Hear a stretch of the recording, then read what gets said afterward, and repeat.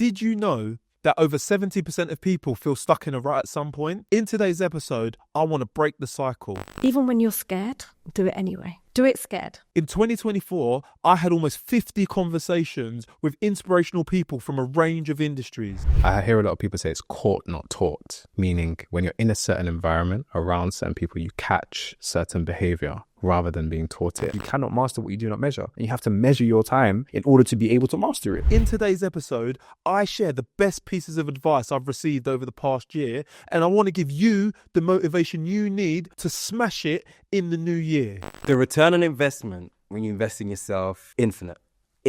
Motivation is like petrol to a car, right? There's only so far it can take you before you have to top yourself up for more motivation. Guys, this is one you do not want to miss. And for everybody who's been part of the journey so far and supported me throughout this year, thank you. I do this for you guys. Next year, we're going to take this to another level. Now enjoy the show.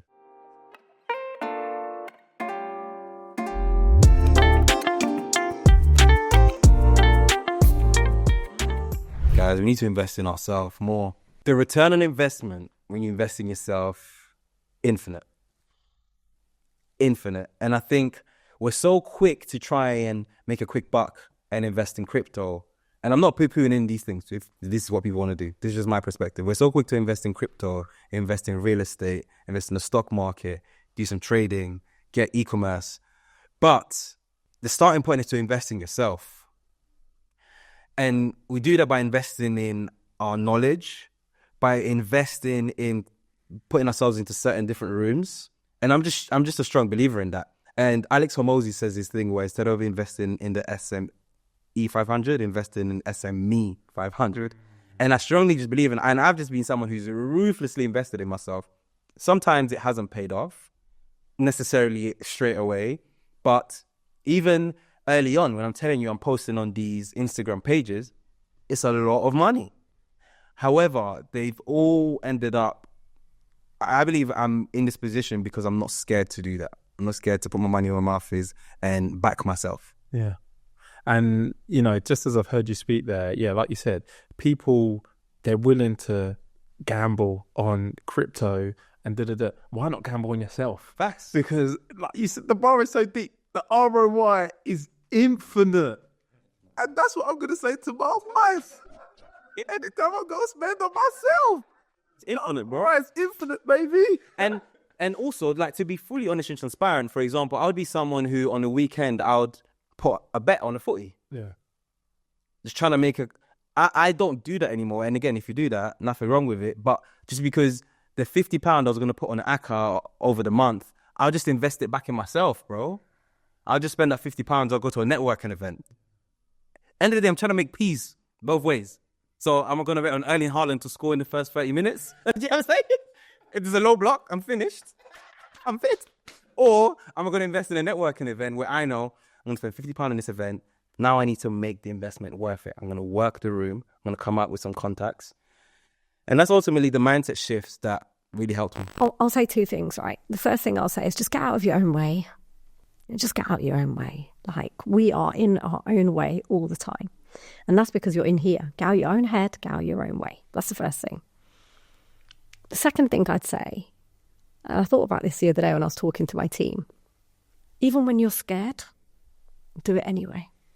Do it scared. Because work is the only place in our lives where we get to be scared and say no because of it. Life does not afford you that chance. Facts. Life does not afford you that chance. And I was thinking about it the other day. In my life, I've been scared and I've had to show up. I had a choice. Life threw it at me and I had to show up. No matter how old I was, no matter where I was, no matter what happened. I had to show up for me, for my family, for anything. When I'm at work, I get to say no and sit confident. I'm not going to put myself forward for that. I want to do that presentation. Why? Life's scarier than work. Life is so much scarier and so much harder. And if you mess up at work, you mess up for the day, the task. I don't normally get sacked for one mess up. Unless you're stealing money or you're breaking something, like, you're not. In life, when you're scared and you get it wrong, things go badly wrong sometimes. Do it scared, because life doesn't afford you the chance to not do that. And You got through 100% of those days, man. So work's just work. I think I would have found someone who looks like they're where I want to go earlier on, and I would have stayed very close to them. Because one thing I realized is that you learn a lot more from modeling than you do from being taught. I hear a lot of people say it's caught, not taught, meaning when you're in a certain environment around certain people, you catch certain behavior rather than being taught it. Yeah. I would have intentionally put myself around certain people at a much younger age, not because I had anything, not because I was looking at for anything particular, but because I was trying to catch certain stuff. I remember the first time I went to a friend's house, I got there at midday, and his dad and his mum was at home because they're both business owners. And I said, it's midday. Why are you guys home? Like, I was confused. My mum leaves the house at 7 a.m., comes back at 10 p.m. every single day. And I'm my only child. And my dad didn't live with us. So I was in the house. If I came home, I was by myself. So when I went into their house, I saw his mum and his dad at midday in the house. I said, this is a dream. Yeah. This is what having a business can do. And I caught something at that moment. I said, business can give me freedom. Business can mean I can be with my family at any time of the day. I learned that from being in that house on that day.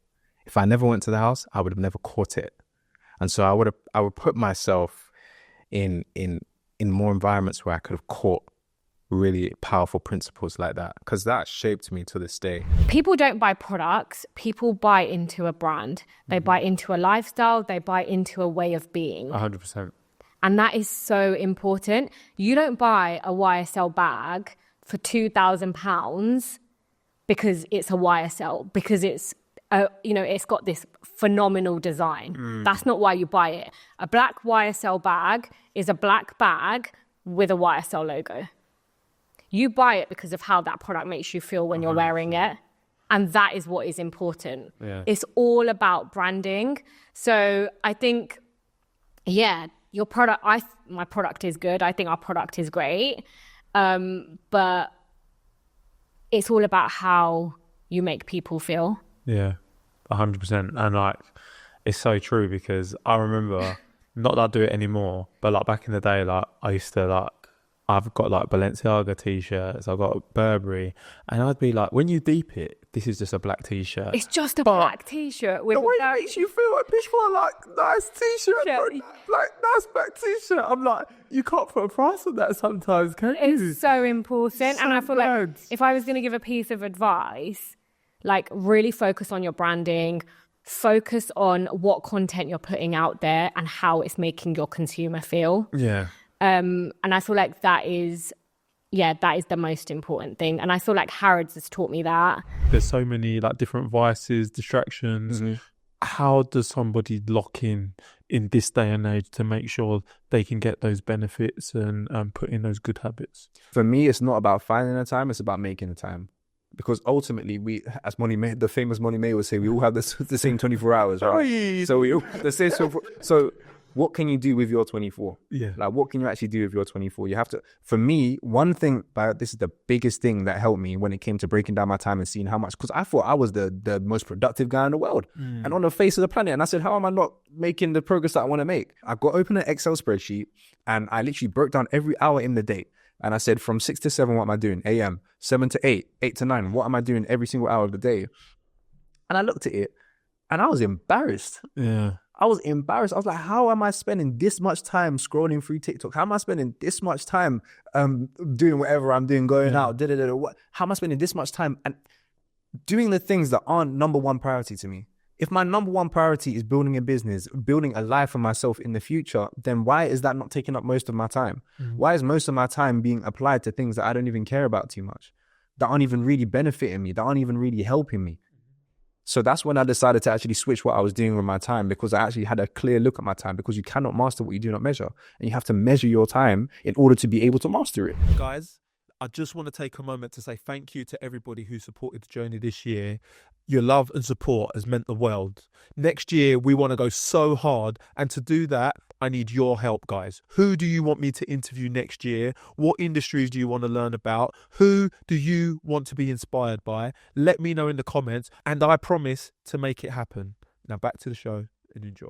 If you want something to happen to you, you can't wait for that moment, or that there's no such thing as a perfect, I'm sure everybody's heard it, but it really is true. There's no perfect time, to do anything. The best time to do something is now, and there's no point waiting because you're just going to waste time. So if there's something that you really want to do, just start practicing. So and the truth is, and I'll be completely honest, when I spoke to Stephen, I was so scared. Like, anyone who was near me in that room would have seen me visibly shaking with the mic in my hand and stammering. And when I'm nervous, I have a tendency to speak very fast. So in all of that embarrassment, I still just had the courage to make the most out of the opportunity. And I say that to anybody that speaks to me. You're always going to be scared in every situation. So you have to just feel the fear and do it anyway, because the fear is not going to go away. I still get nervous when I have to speak in front of thousands of people, but I just can't allow that to hold me back. So there is something about you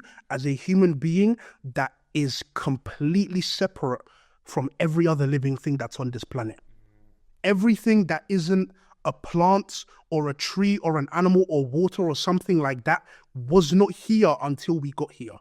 The chairs, the mics, the lights, the clothes on our backs, the shoes on our feet, even the flooring wasn't there until we got here, until we decided to put certain things together and make it happen. No other animal is capable of something even close to that. Yes, beavers build dams or whatever. Bro, that's the best they can do, because an animal is what it is, but a human can decide who they want to be. And this is the thing, is when you begin to understand that you as a human being, you were created for more, then I can begin to help you to understand that, cool, you are super unique. Out of the 8.1 billion people that exist on the planet today, there's not a single one that's exactly like you. 100%. Not one that thinks like you, not one that looks exactly like you, not one that has the exact same family dynamic, experience, gifts, thoughts, likes and dislikes as you, not a single one. And then to go and step even further, science has estimated that about 100 to 200 billion people have ever existed on the planet, and yet not a single one of them is exactly like you. So what does that say about you? You are not one in a million, you're not one in a billion, you are one of one. There will never be another you. There will never be another you, there will never be another you, there will never be another me. So what are you going to do with that information? Now, when you see that you are unique and you begin to accept that, now we get into a stage of, cool, you have a gift. How do I know you have a gift? Because everything else has a gift. Everything that exists has a gift. I have a gift, you have a gift, this mic has a gift. What is the thing that this mic is used for? We speak into it and it transports the sound into something else. It transports it either into the system over there so that we can hear it properly, or it amplifies it if it's plugged into an amp so that you can hear it properly. What's the purpose of the lights? To shine light here. Make us look good. Exactly. Yeah. So every single thing has a gift, and it comes with certain properties to allow it to serve that gift, because its gift is connected to its purpose. You get me? The shoes that you have on, the purpose of it is to protect your feet and to help you walk comfortably. So it's made of a material that is soft, but it's also made of a material that is sturdy so that it can keep your feet protected, but it's also keeping it comfortable. That is a gift that is provided to the shoe to allow it to accomplish its purpose properly. Now, if we can do that and give purposes and gifts to items that we create, who's to say that we ourselves, who couldn't create ourselves, do not have gifts or a purpose? Couldn't be. We can create inanimate objects that have a gift and a purpose, but us that are living, breathing human beings don't have a purpose or a gift? I can't believe no scientist that says that. I can't believe no person that says that. The proof is in the pudding. The proof is in your face. To the listener who, they might be going through a difficult time and they're looking for a way to rebound, what would your key piece of advice be to them? I think that you shouldn't be bound to that one period, that dark period in your life. Don't just remember, that is not forever. This time that you're going through that's really tough, that's not your forever. Like, you're going to look back and be like, oh my word, like I came out of that and like, look at me now. Do you know what I mean? Yeah. And also I'm just grateful. Like every day I get to wake up and I'm grateful, you know, Yeah, like yeah.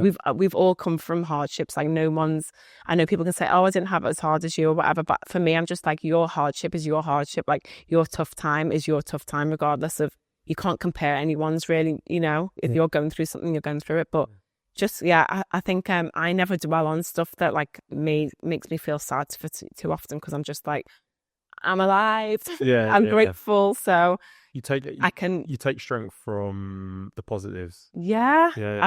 I've always been that way. Like literally from young, I've always remembered being like, I'm grateful. I'm grateful. Maybe it's because I've like had so many tough times that, and I've never wanted to be in that like those dark places. I'm just like, I've been lucky enough to manage to like pull myself out from them, because I'm just like, I'm not staying in that place. Like I'm not.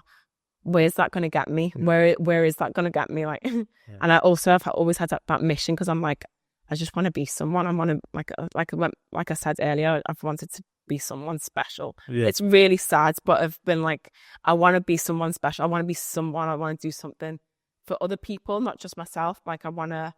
Well, I mean, don't you know are. what it is. I mean, you're about to go to Thailand. Yeah. So you know, when you zoom out, I think if you don't know it, you've become that special person. Yeah, right? We only have special people on this podcast. No. Why do people need to be motivated? Motivation isn't the issue. Okay. Discipline is. All right. Motivation is like petrol to a car, right? There's only so far it can take you before you have to top yourself up with more motivation. Right. And if you're not watching motivational videos, listening to music that puts you in a good mood, having positive conversations, you're not going to be motivated. But discipline doesn't require motivation. Discipline just requires you to make a decision. And discipline is essentially doing the things you know you need to do when you don't feel like it. And that's why I tell people all the time, you have to get to a stage where you don't let your feelings control you, and you have to control your feelings. So motivation isn't the challenge, discipline is. It goes back to trusting yourself again. You know, be brave. Because there's nothing I could say, like go and watch this podcast or read this book. Like, it might encourage you, but for you to take a leap, it's a massive difference from being interested to, I'm going to make this work. Yeah. So, you know, you've got to be brave, be bold, and have the mentality. Like I say, it doesn't matter if you fail. So what have you got to lose? You know, there's nothing to lose. You've got everything to gain. So, you know, those people, unfortunately, they just will never start. A lot of people will never start because they're really hung up with the fact that they're going to lose their security, money, job, and they can't imagine what would happen if they don't make the business work. Yeah. Where I'm a massive believer that everything happens for a reason anyway. So if you get if you were to just quit your 6-figure job just out of the blue and say, I'm going to start a business, I massively believe that you'll make it work. Yeah. Because you have to. I'm of the opinion that to truly do well in anything, you need to be a go-getter. A go-getter is someone who doesn't wait for opportunities to come to them. They create opportunities. As we've alluded to in my journey, these opportunities that didn't really exist, I've gone to get them. So I reflected and I'm like, what are 3 things that I have to do? 3 C's. The first one is creativity. So to create opportunities, you have to be creative. You have to think outside of the box. For example, me posting on Instagram blogs that have nothing to do with public speaking, got hella opportunities from that. I'm thinking outside of the box. I'm coming to a blog near you soon. Watch out to say, bro. To be free. No, I'm joking. Yes. So whatever you're trying to do, and I'll give you another example. Now I work a lot with corporations and organizations. If you had a business that you're providing a service for other businesses, how would you try to reach those businesses? I don't know, email. What else? Phone. What else?